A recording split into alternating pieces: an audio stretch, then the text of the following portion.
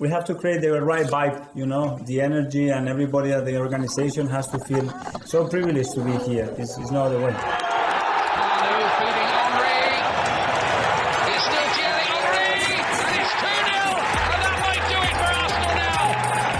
Thanks for listening to the Purely Arsenal podcast.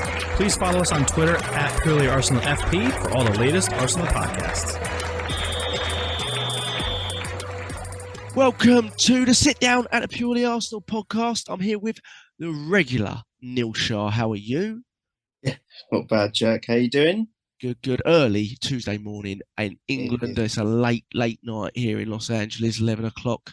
Everyone's sleeping. I keep my fingers crossed like that. See how everyone does. But we're here to review the 1-1 draw at Southampton, not without its controversy, Neil. Just before we do, we kind of agreed we just get the ref stuff discussed in the first 5-10 minutes. Did you have any... Actually, let's do the ref stuff. I want to come to the Tomiyasu at left-back thing again. I think there is a conversation to be had about Tomiyasu at left-back because I think Arteta has a habit, I don't necessarily think it's a bad one, of continuing with winning sides. But I don't necessarily think that's always the right decision, especially if it's been for, let's say, for example, a select player, like a Salah is a unique player in the league. You got one or two of those in the league that you may play against. And when you've been a side like us that has really dominated the majority of the games that we played so far this season, despite what the result may be. But again, frustrated like you. It didn't ruin my weekend, but it definitely, the Tottenham loss took a sting out of it. I'll be honest, because I wanted to start. I was like, I'm not going to, watch any football. I'm just frustrated. But that did make me smile a little bit, And the good thing was, other than Man City, who, are a little bit inevitable at this point. Everyone somewhere along the way dropped points, which was nice to see. So unfortunately, we were one of those teams as well. But Neil, let's talk a little bit about the referee. I mean, I'm sure fans are going to want to hear the discussion on the referee. So let's get it out of the way. There was a lot of decisions you could talk about there. Which ones to you stand out in your mind? Because some people, I've listened to a lot of podcasts in the last 24 hours, have argued that, we got the rub of the green against Leeds and, in terms of 50-50 calls, and we didn't really get them in this game. I actually think that's being a little bit harsh on us. I don't think we did get the rub of the green against Leeds. I thought the calls were so bad that in the end, the calls looked like we got the rub of the green, but actually in the end, I think we can still be aggrieved with the penalty decision because it was offside and some of the yellow cards that we received because of those penalties and those fouls.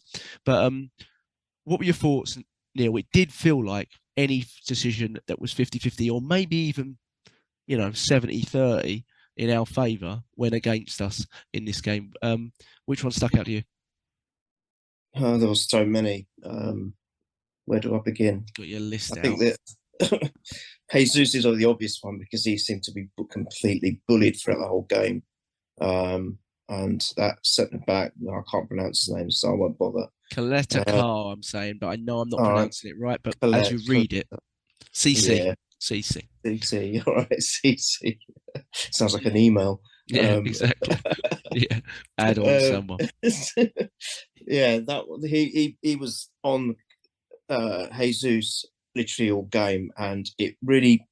So the result, people were saying it's you can't make excuses. Well, you can't make excuses. I agree, totally agree.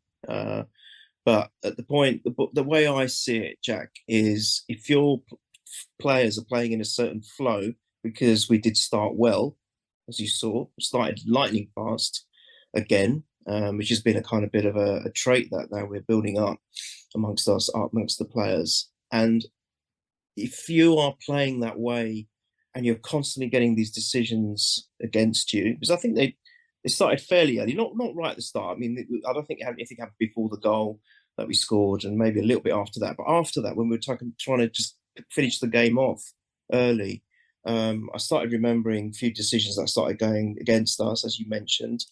And for me, it just, as a general point, initially, it just breaks up the flow. It can do. I know your players, they're professionals. They should rise above it and just get on with it. And yes, we could have converted a lot of chances that we got to finish the game off. I completely get all of that, and I'm with it, and I agree. But I think a combination of bad decisions breaking that flow up, possibly tactics, which you'll probably touch on later, and not being able to finish. They all played a part in contributing to what ended up being, 2 drop points for me. And you can understand it if a player's been barraged completely by one. Let's just take the Jesus, for example. I know we had the Saka yellow card, which was the most ridiculous thing I've ever seen. I've never that forget that one for a moment. I'll put it aside. But Jesus, if a player is being constantly manhandled the way he was, for example, we had the penalty shout as well, which wasn't even really reviewed or looked at.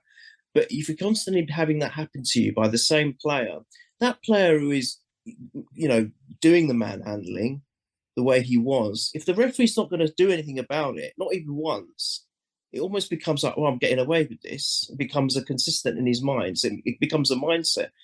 He's not even had a word with me about it. Forget the yellow card as well. No one's had a word. I'll just carry on doing it.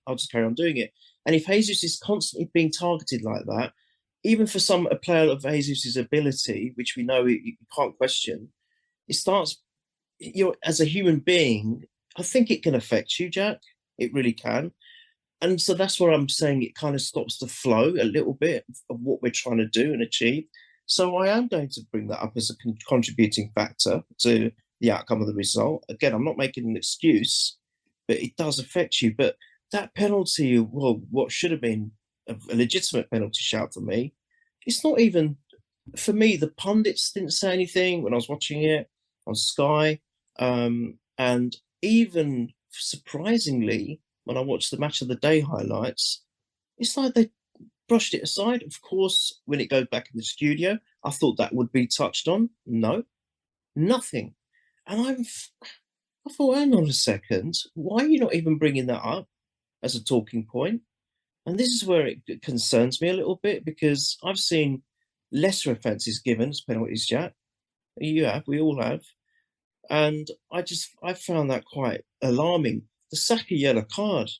I mean, all right, I think that one they did talk about. They said that's just weird. I mean, Yeah, because if you don't want to give a foul, that's one thing. But yeah, there's contact. He's not dived. He's not the Theo no, Walcott one that was later in the game, where correct. he's just nowhere Yeah. near him. There's contact on his shoulder. Yeah. He's moving at That's a pace. That's right. It's very strange. And nothing. And the other one that stood out for me, probably that's the one that I actually found really shocking, was Ben White when he was in the box. Now he was shielding the ball and he was facing away from goal. Doesn't matter. He was pushed. And you know what they said on Match of the Day? They said, he's never going to give a penalty for that. And I'm like, what? Yeah. Are you really? Are you sure? And again, nothing. It wasn't even mentioned. So I think there was a plethora of incidents throughout the game, which you really start questioning things, Jack. I mean, I know it's easy to fall into the trap of, there's definitely a bias and a conspiracy against us, etc. But sometimes when you see a game like that, you really feel victimized a little bit. And I don't know what that referee is on. Surely they've got to. I thought they had. I think I brought this up once before in a pod that we did. Sure, I thought they'd brought up some kind of review process for referees and certain decisions, but that referee was atrocious throughout the whole game for me. How can a top-level referee behave and act like that? It's the same ref that gave disappointed. So disappointed. The goal from the direct corner where Ramsdale was being, could have been, was appeared to be blocked off. But but I mean, that one was nowhere near as bad. I mean, the biggest talking point probably out of all of them is the Jesus one. Amazingly, I'm watching the extended highlights right now, and they skip right past it, just like you said, which is incredible. But the ball is, Gabriel Jesus' comments were, the ref told me that he stood his ground for too long, and if he'd gone down earlier, they would have had a decision to make. But I think that's unbelievable, because if you're watching this game, if people do go down earlier, he gives me a yellow card. So, that's just ridiculous. But again, what's credible about it is, if it is a penalty, it is a red card, and I think that likely is where the ref has turned away. But what the bigger point there is, it set the tone for a game which basically is allowing physical mishandling of players without any consequence. And Gabriel Jesus, I mean, some of the ones on him in the second half from balls over the top were just from the same centre back, by the way, Yeah, were just absolutely incredible to not even get a free kick for oftentimes. nothing. And the ref clearly, was trying to let the game flow, but you can't let the game flow at the expense of literal obstruction and manhandling of players. So I think it's credible when you see the sort of still images, but then when you see the flow through of the Jesus one where he's completely all over his back. Yeah, He's trying to, he's the wrong side of goal. Jesus is through if he can move. There's no reason for him to stop. And he does. He tries his best effort to stay up, and that really shouldn't cost him the penalty. And if it is a penalty, it's a red card as well, which is very frustrating. So, yeah. and then I think Lianco, the right back, is very very lucky to stay on the pitch because of multiple little issues where he was hitting after the ball into Jesus' back, and obviously the hands on the throat of Eddie and Kay, and little sort of direction of a headbutt, if you like. Correct. I found it's quite incredible that both those players stayed on the pitch, the centre back and Lianco, who were basically horrible players. But they I mean, let's talk about the good part of the game. We do seem to start games, even when we've played poorly overall, but we do seem to start them really, really fast. Yeah. The concern at the moment, though, Neil, and we'll get to Xhaka's goal, which was fantastic, but is that when we do that, if we're not able to do that for the 90 minutes, we have to be more clinical, don't we? And we missed some really big chances before we get the Xhaka goal. So Jesus was guilty of missing a couple of really good chances, one from a lovely little dink from Odegaard, I remember, and another one that hit the side net in. And even if you go to the second half, he was through on goal and just kind of looked like he lost his legs a little bit and couldn't get a shot away and looked fatigued at that point, really. Eddie as well did that. Eddie as well was, rash one. A lot of move. all of these came from Odegaard, a lot of them, I felt. Yeah.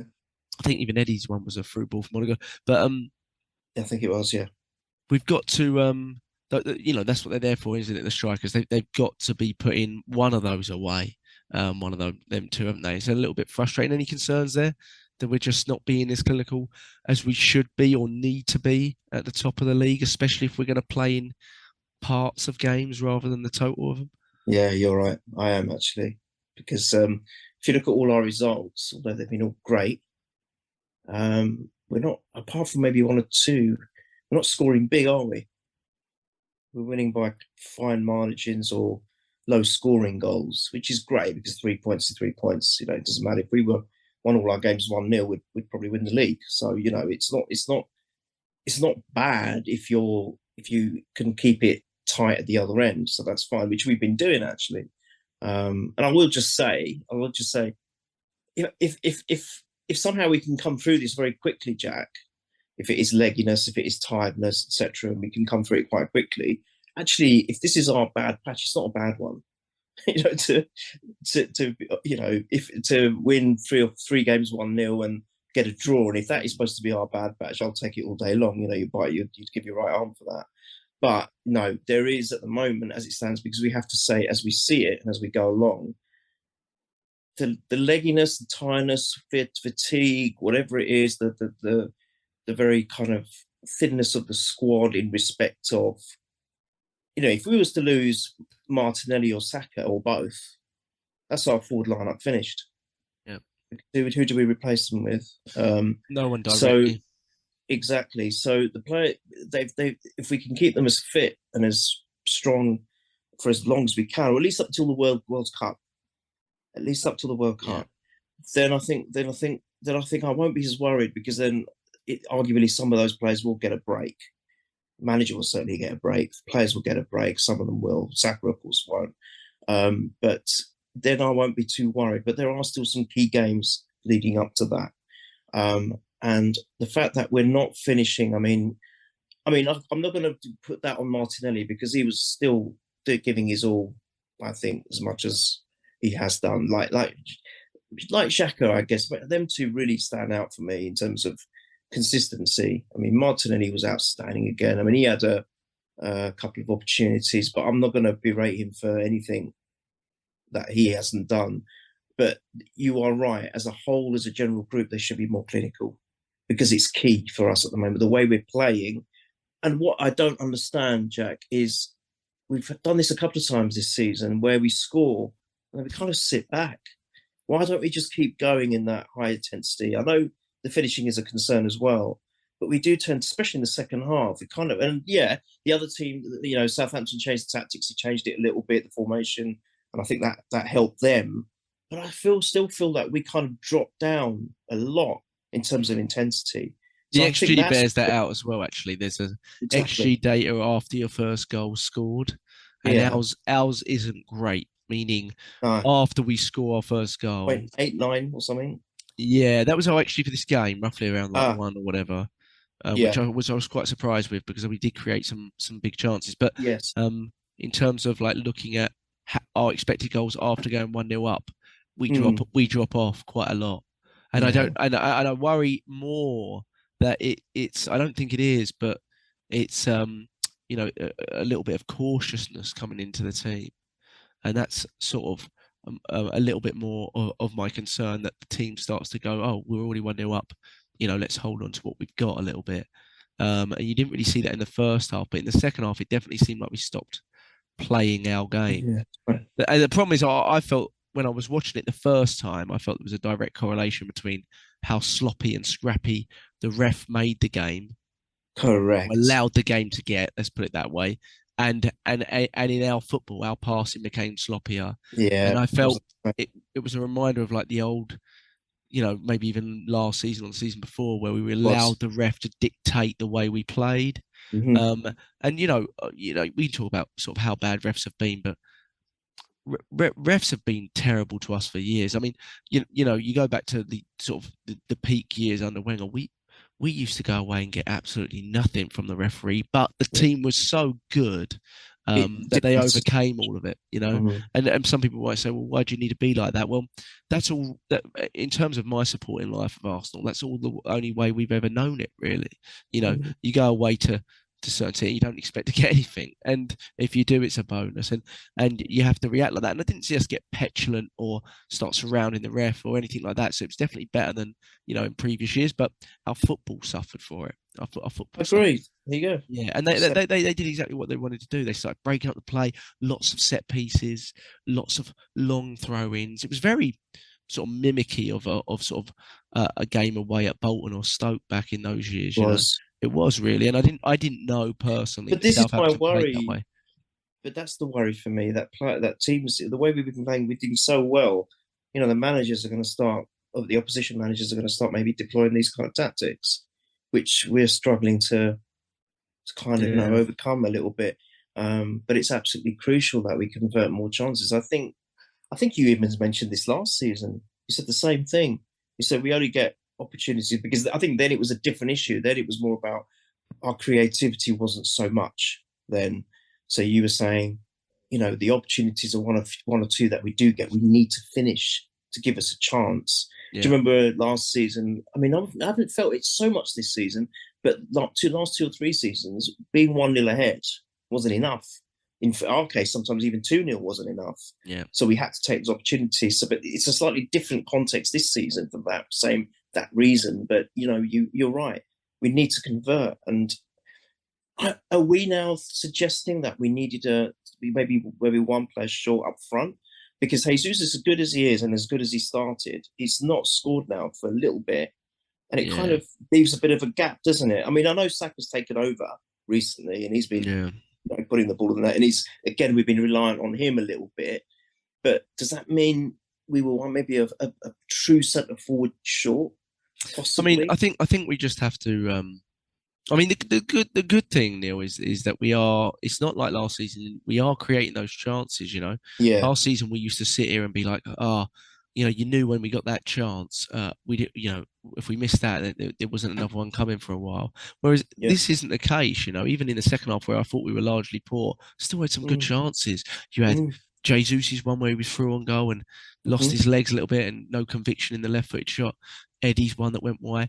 Odegaard's goal that just happened to go out of play. Yeah, There what a were there, shame. yeah, very very much so. So I think Odegaard's another one that needs to be more clinical. We saw He had. the shot in the 8th minute that just no conviction on it. He's got to hit that stronger, got to get that on target, you know. And Jesus at the moment, he's either hitting it straight at the goalkeeper or wide. It's just frustrating a little bit. But yeah, I mean, Jesus isn't notoriously been super clinical throughout his career anyway, not in England. So I don't think we were buying in with the expectance, you know, of that happening. But we do need one of those front three to be hot regularly. You know, like you said, you had a little period with Saka. Martinelli's got a little quiet in terms of his output, but I thought he was like but you, did a lot of that energy. run he made though? Yeah, and then the deflection before, fantastic. That was early on in the game, I think, the first half as well. But like you said, I mean, just little concerns that, you know, I don't like it when we play so much in patches. Last week, we said, you know, we put it down to a lot of fatigue. We can't forget, obviously, this week again, I don't think it's a coincidence, that we had a really big game against PSV, which I think people in hindsight, from stuff that I've been reading on social media, talking about, people in hindsight are saying, well, did we go too strong against PSV? I actually disagree with that largely. I think, you know, I think people aren't seeing the big picture. I think he doesn't trust enough players in the squad yet. And it is fully his squad. Some people might say, well, you know, if you don't trust them, they're your players. But there are still a few around that aren't necessarily his players, the Cedrics, the Nelsons of the world. I know Cedric came in just up, but it's not really his player. I don't think he went for that signing. It was like 3 weeks after he came in. But I think we made 5 or 6 rotations in midweek. So you know, and in this game, I think it was 5 rotations. Could have been 6 if we started. Tierney, I don't know if Tierney did start midweek. I can't remember, but it was 5 or 6 again. How many rotations? I mean, it's a lot more than Champions League clubs would make in a midweek. Oh you know? gosh, yeah. Do you know what I mean? I know our squad is probably a little bit thinner and not prepared for the Champions League yet, but at the same time, you know, what if we drawn against PSV, which was very possible, or drawn against Bodo Glimt, which again was very possible in the way we played. Suddenly you're going away to PSV, having to win that game. Correct. And you know, if you don't, you risk the possibility of finish second in the group, and then you have to play the next round. So you know, I actually agree with it. I think his rotation in terms of, you know, midweek to weekend has been pretty good. I think my biggest issue with him is his timing of his substitutions, and then who he brings them on for, which we'll get to. We haven't touched on it yet though, but Xhaka's in a rich vein of goal scoring form. You know, 2 right-footed goals. I think it was his first one ever in midweek, which was a great for one. Arsenal, certainly for Arsenal. Yeah, and this one wasn't. Well, it was better, but it wasn't dissimilar, was it? It was like the half volley again, ball coming in from the right. So he's obviously, we've been working on that. He picks up some good positions in the box, which I can't believe I'm saying it about Xhaka, but he's deadly. I think he had his first chance of the game from a shot out wide as well that got saved by the keeper in the third. Oh, that's right. Yeah, that was Xhaka. I thought that was someone else. It was actually him. You're right. Yeah, so he's definitely got an eye for a goal. But he's in the form of his career, though, isn't he, Neil? Yeah, I'm not seeing him play as good as this ever. Yeah, I mean, I didn't know anything about him before Wenger bought him, so I can only judge him of what I've seen him at our club. Never seen him play like this. Never. He's all right. His whole game, his whole attitude, everything. Yeah. He's thriving on it. He's thriving. I think the fans getting behind him has really helped him. He seems like the kind of player that wears his heart on his sleeve, and that's why he was getting into issues before, and letting the emotions get to him, letting the abuse from the fans get to him. So I think he's very much that kind of player. But when it's going good, it's really going good for us and for himself as an individual. Fantastic.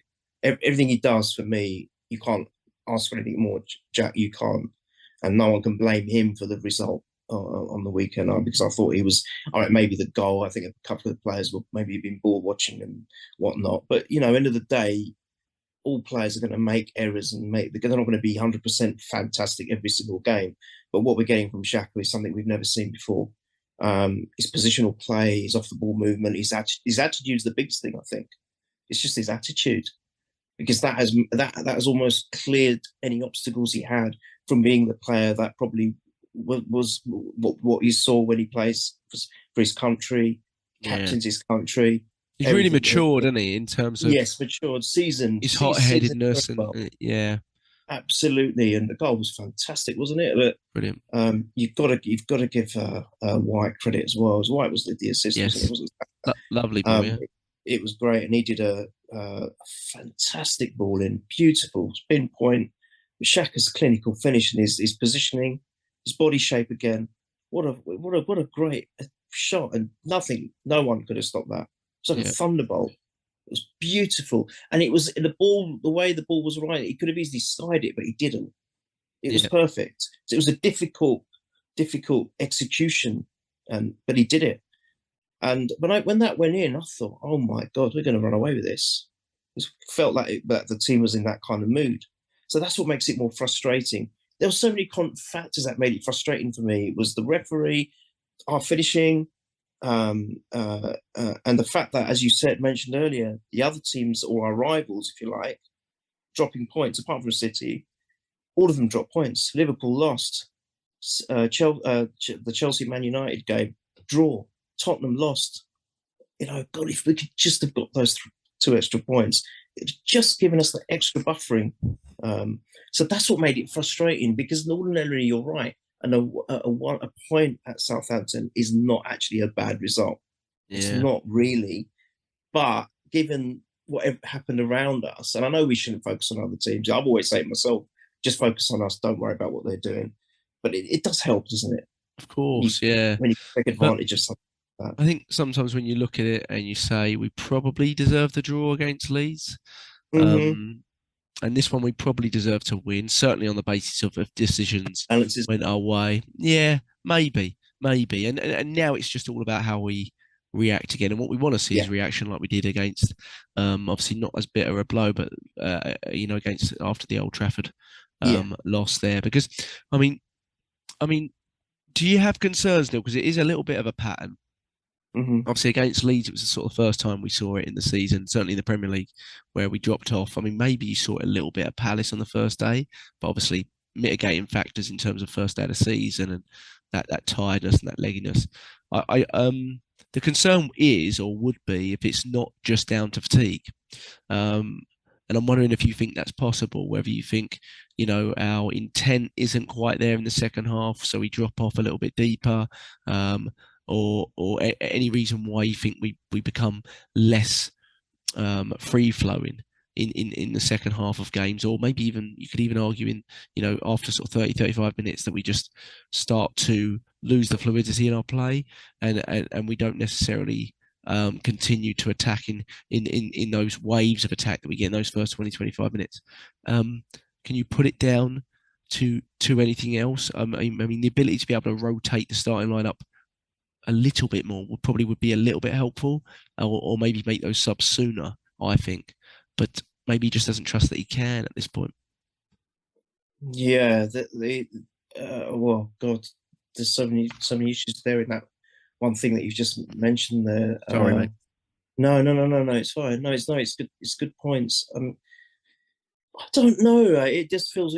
Is it because of the fact that we're in Europe again, because obviously we missed out last season, so this is something kind of a little bit new again for the squad, and the fact that it's no coincidence that this has been more prevalent when we've started playing our Europa League games.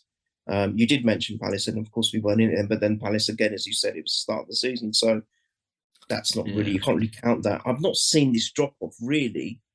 I might be wrong, but because I'm getting old now. My memory is not as good as it used to be, but it seems to be more of a connection when we've been in Europe.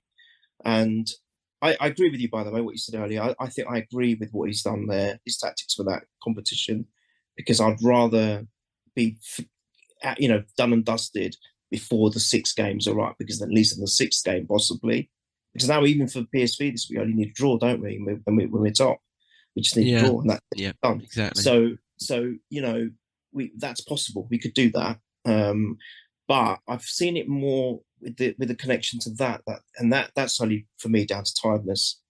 It's got to be. I don't think it could be anything else. I hope it isn't anything else. Because actually, that's something that we can work on. I don't know, the substitutions, whether they're too late or whether they're the right substitutions, can also make an impact on all of that. Would you Does be it? making the substitutions any soon? Like, is there when you're watching that game? Yes, sorry, on Sunday. Sorry to interrupt you, but Mm, would you be no, making? Is there a substitution that you're looking at going, oh, we need that now? Because what I'm looking at in the last couple of games, maybe, but there's not really anyone from that substitute group.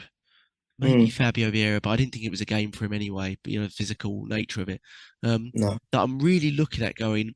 They're going to make a change. I mean, my first protocol was get Tierney on because I felt he should have started in the first place. Do absolutely. you know what I mean? But that's not necessarily a thriving attacking substitution as such. No, Um, and that's just where I think we feel quite not sure. thin, don't we? Feel Yeah, quite thin, and we've not got that many injuries. Smith Rowe, no. El Neni, Zinchenko, but no more than any other top team has at this stage. Yeah, Elneny has I've always found him a very tight player. He's not exactly the most attacking substitution. Yeah, he's a stable Can't space. really Yeah, count him. So really, it's only Smith Rowe and Sinchenko, isn't it? I think we have missed Sinchenko, by the way, because when at the beginning of the series, he made a lot of difference. So maybe you can count him as quite an influential player that we could have to make the squad strength stronger. But you're right. There's no one. I'm not sure. Although Eddie started off very well when he was coming on as a substitute at the beginning of the season, I thought, wow, look at him. Everything's changed about him. Physicality, off the ball yeah. play. Even when he's got the ball and he's driving forward, everything was clicking. And I thought, gosh, maybe he's because he's got his contract now and he's made the decision to stay and commit to us. He's changed, but I didn't feel that. When he came on, no, No, he had and I he thought, had the chance, didn't he, in the 80th minute or yeah, whatever that he dragged. he dragged. He's got to be better there. He's got to get it on He target has there. he has got to be better. So I that concerned me. So you're right. Other than Smith Rowe, there isn't anyone. So I think he's got to. If there's availability of players, Jack, in the window, we've got to put the money in. We've got to invest, especially if we are still in the top two. Hopefully, we'll be still first. I still think we can be, by the way. But we've as I said, my last point, we've got a couple of maybe tricky away games to come. Yeah, Wolves and Chelsea. I'd even say Wolves. To be honest, that's going to be a tricky away Wolves game. I and think. Chelsea. Yeah. I mean they So, lost 4-0 at home. But no, I know. again, But, I think they're are they managerless at the moment? I think they might be. Unless did they get a new I manager? didn't know that. Well, if they didn't, they'll definitely have a new manager in by the time we play them. You can guarantee that. So that that'll be Gerrard. yeah. Well, good point. Good point. Well, the managers they've gone for, they haven't managed to get yet. No, But no. So it's an I interesting agree. one. I think we've got to maybe look at that area. Maybe I don't know because I don't know about Eddie. I'd like to give him a chance. I agree. I Let's see judged him how we too recover. soon last season. Oh, I think yeah, maybe. All right. As we're talking now, I'm thinking, are we being too reactionary? Maybe we shouldn't be. We're still top. We've only drawn. We haven't lost. And do you know what? That's a good point because the way, like I said, other than their goal, which we'll get to in a second, but they weren't creating a lot. There was this sort of air of pressure because we dropped off a little bit in terms of our ability to just be able to dominate the ball, and like a lot of set pieces, a lot of throws, everything. A throw in even near the halfway line was becoming a set piece for them.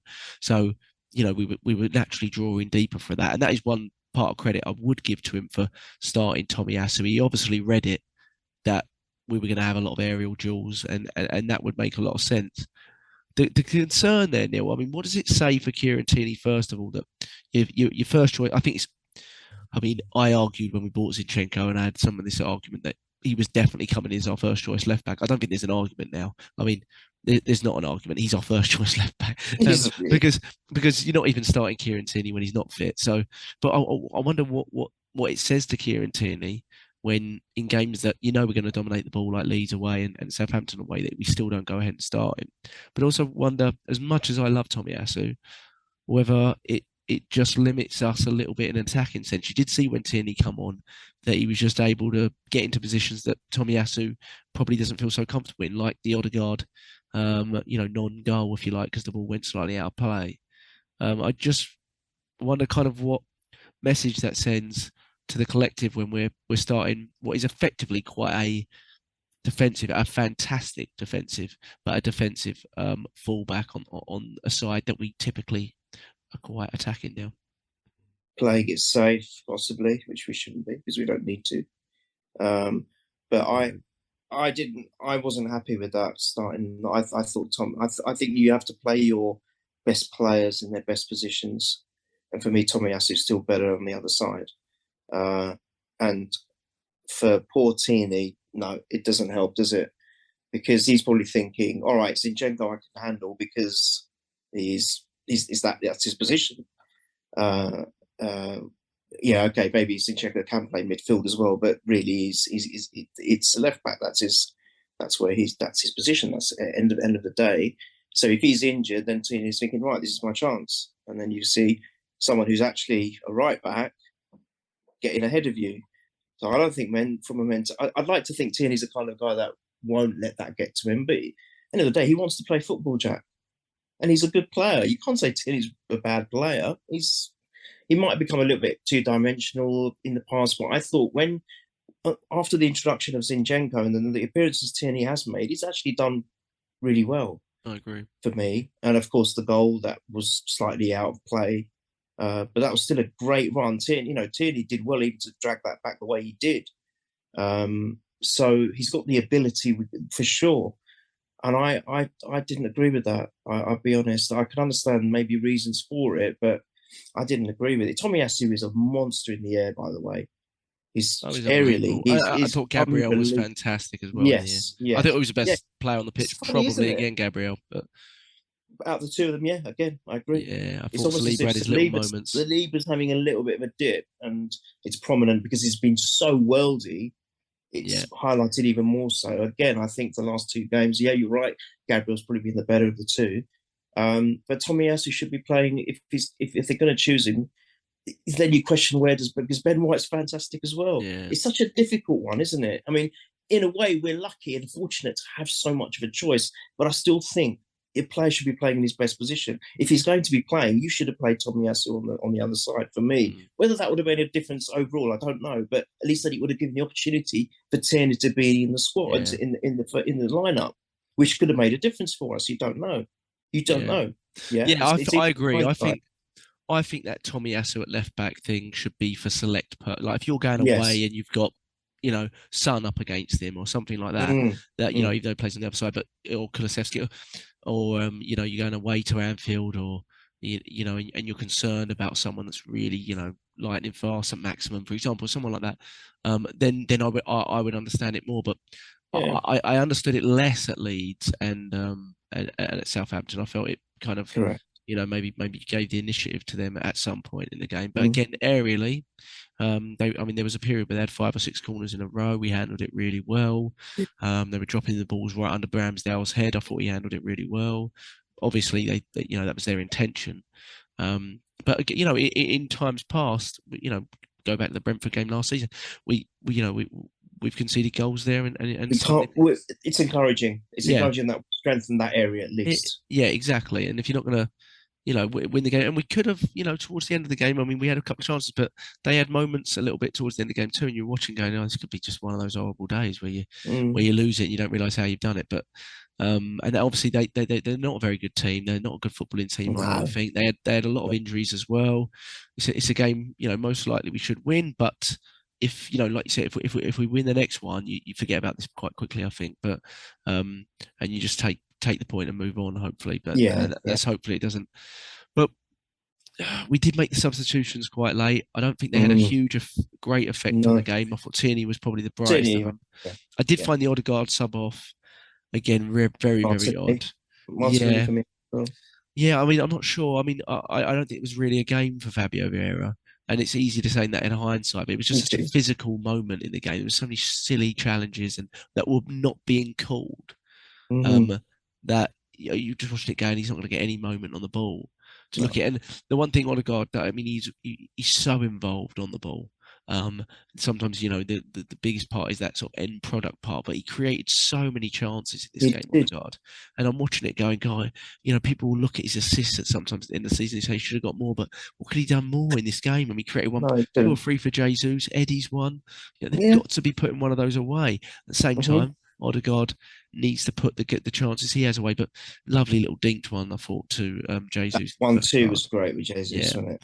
Yeah, it was really good. But he's very reluctant to bring Marquinhos into a Premier League game. I've noticed. That's very, very that's reluctant. strange. Yeah, and I think it's interesting. It's interesting because he hasn't done anything directly wrong on the pitch to not be at least used for 10, 15 minutes in a game and give Saka a breather. well, that's where reluctance. what you said earlier about trust. Maybe there is something there. Yeah, Which he shouldn't be like that. He shouldn't. He sense should it a lot with Lokonga as well, don't you?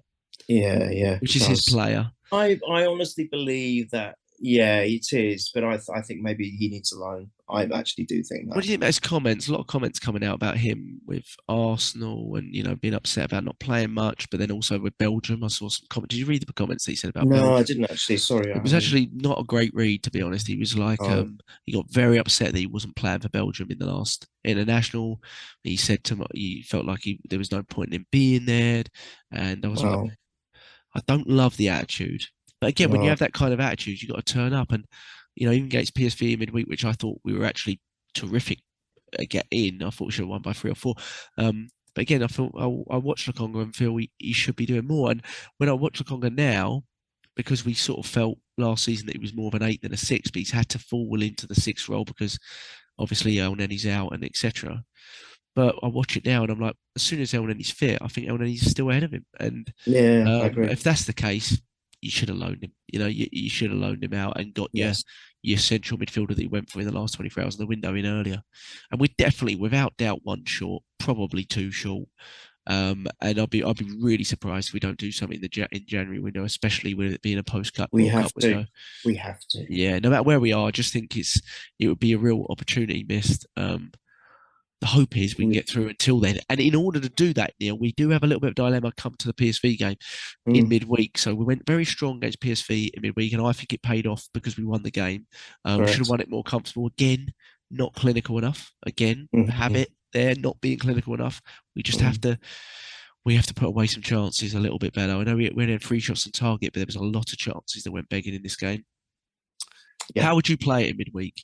Some people were saying, and I'm not necessarily not on the side of this, as saying just fully rotate everybody. You want to take a few big ones on the bench, that's fine, but fully rotate everyone. Put Holding and Walters at the back, and put Lokonga and Matt Smith in central midfield, and just Marquinhos and Nelson on the wings. I don't think he'll go that week. But what would you do in this situation? Because we only need a point from the last 2. Correct. I don't think he'll fully rotate, actually. He won't. I think he knows the importance of getting that point, getting that top place, and then having to not worry about that extra round that we would ordinarily have to play. Because then if we can get that 1 point, then we can fully rotate for the last game. Fully rotate for that, because then there's no real need to get anything out of it. And actually that might be nice for the players which haven't had a proper chance yet. And I'd like to see that. I'd like to see some of our other players see what they're all about. And I can't see. You can see Matt Turner coming back, because I think he's done really well. In that he's been position. fine, hasn't he? Yeah. He's one. I can see Tierney starting. Be interesting what he does if he plays Ben White again. That would be the interesting one for me. Or does he go Tomiyasu? I think he's still going to say Tomiyasu, Tierney. I think Holding will play with Gabriel. I can see that. Yeah. Holding hasn't done anything wrong either, Jack, to be fair. So I'm not worried about that. He was good in midweek. Very good in midweek. So midfield. Does he stick with Partey Xhaka? That would be.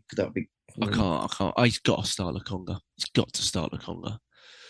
Which isn't. He may well start Xhaka because it's Xhaka, and he seems to be playing one experienced player in each position minimum.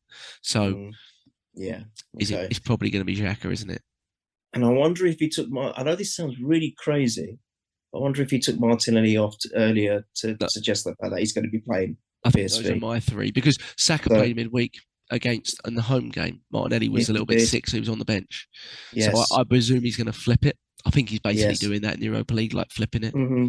Yeah, you're And I right. think I think where if he flips it as centre back, I think Saliba, Gabriel played in midweek, I think, so he Yes, would it was. he would in theory play Saliba in this one. Yeah, But good point. from the Europa League games, there does seem to be a little bit more of a stable connection between Holding and Gabriel because they've played together more. Saliba and Yeah, Gabriel, Saliba they and Holding haven't. have barely played together, and I think you noticed that. No, I think it was away at Bodo Glimt. You kind of noticed that a little bit. it did. Um, so I wonder if he just goes, nah, just go with a tried and true, I think so. I Yeah, think yeah, so. yeah. That'll be But interesting. Eddie definitely will start. I Yeah, think I he should agree. do anyway. And I And hope he then starts Marquinhos over Nelson. I I really hope so. do. I hope Yeah, so. and I'd start Vieira over Odegaard for this one as Yeah, well. yeah, 100%, 100%. Though Odegaard Vieira is again a came off, but Vieira is a player. He's got to put a bit of meat on himself, but he's a player, and he's admitted that himself. He knows he's got to. oh He yeah, said yeah, he's going to be a player. said it. Yeah. So that's the kind of team I'll see. So I won't see a full rotation. No, it won't be a full rotation, but there will be the 3, 4, maybe even 5 changes Yeah, to the starting 11. Then all the rest can be on the bench. And then if we can get that point, Jack, so important that we do, we can, because I said earlier, we can flip it completely for the last game against Zurich because it yeah. doesn't matter. If you I mean, get I that don't want point, to lose. I don't want to lose the game because then that hits the momentum a little bit. Don't want to lose the game against Zurich, but at least it won't be crucial if we do or we yeah, don't perform well because it's a nothing game in effect. yeah, And the job has already been done. I'd like to see him go to get that point on Thursday. yeah, So yeah. yes, I we agree. need to do as well as we can. What And that means for the game against the crucial game for me now against Forest, because we could potentially, if we drop points there, well, even if we draw and City win, they're ahead of us because their goal difference is ridiculous, which is not really a surprise, is it? So we can't worry. We can't we've work on got to goal go difference. and batter Forest, mate. We've got to We go have. batter 'em. We need a game like that, don't we? I know Yeah, it doesn't matter. It we doesn't just matter. A got, win is a win, whether it's 1-0 or 15-0. of I course. just Yeah, think for the point that you've made so correctly about the finishing, if we can score a few goals, that will reinvest some confidence back in the yeah. squad. Jesus has got to get on the scoring sheet. I think I know. his work, what he does is unbelievable. We're so lucky to have him, Jack. We really do. And I don't want people to start thinking, well, he's not scoring. It's not about that. He's the work, what he does. But I think for himself, he needs a goal. He Yeah. really needs a goal. Would you He's got to score. would you even take him in midweek, put him on a bench, or would you just leave him at home? I'd leave him at home personally. I know they'll take him, so I don't know why I'm saying it, but I'd leave him at Yeah, home they will personally. take him. I just look at a couple of players and I go, I'd leave Just you need at a home. big rest. I'd just leave you at home. I'd just say, stay in the ice bath, and we'll Mm. see you when we get back, that kind of thing. But obviously he'll take him. But I've heard some people saying, "Oh, you got to give Eddie a chance against Forest from the start." I don't think you do. I wouldn't be doing that. No way. No, No. neither me. Why would we? Why would we do that? No, Well, I mean, no. obviously Jesus is still on this last booking situation, Yeah. and I Oh, would yes. strongly consider that being taken, right? Because maybe he gets through without a booking because we've got 3 games left. Maybe he gets through without it, maybe. But obviously, if he gets a booking against Wolves, he misses Chelsea.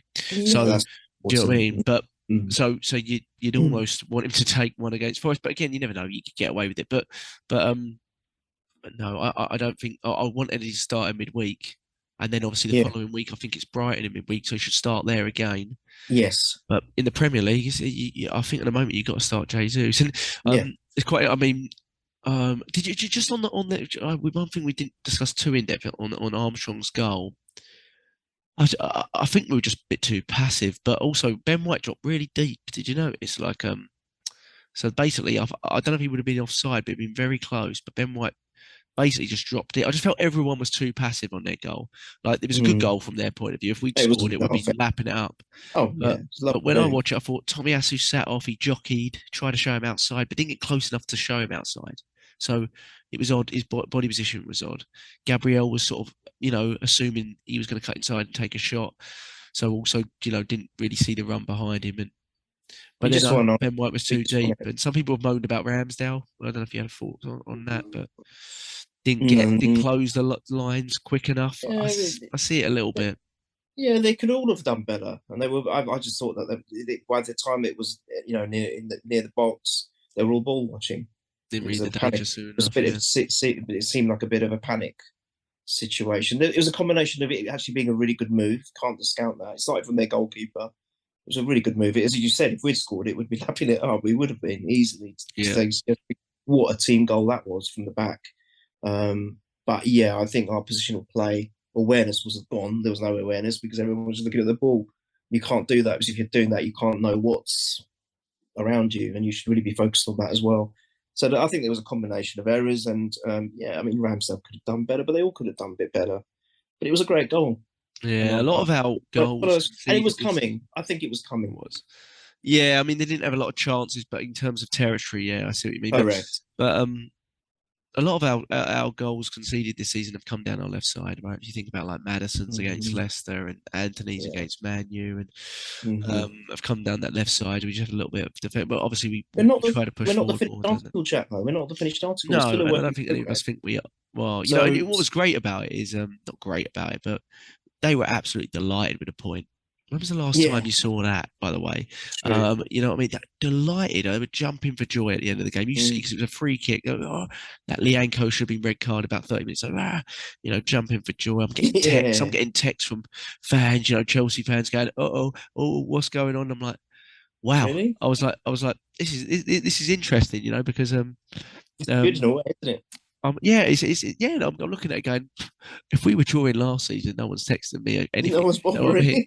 Certainly not from other fan bases, but everyone's looking going, please let Arsenal drop some points. And it just shows, you know, in this early stage at least, where we've come from. PSV lost 4-2 away at the weekend. They lost 4-2 away to 14th placed.